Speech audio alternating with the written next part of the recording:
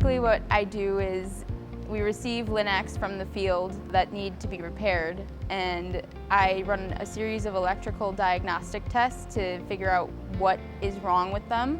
And then we break down the Linux, we machine out the broken parts, and then welding in the new parts.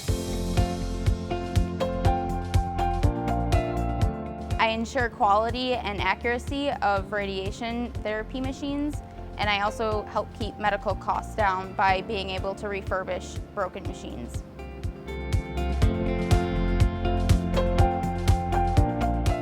What motivates me is the fact that I can help people all around the world, make people's lives better, help cancer patients live the best life that they can.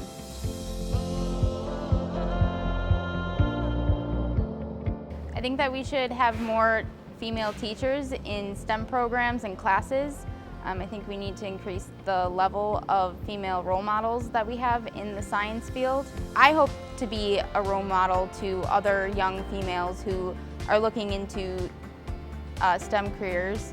It's okay to not look pretty every day. It's okay to not have perfect hair or skin every day. And as long as you're happy, do what you like. I mean, we're creating the future.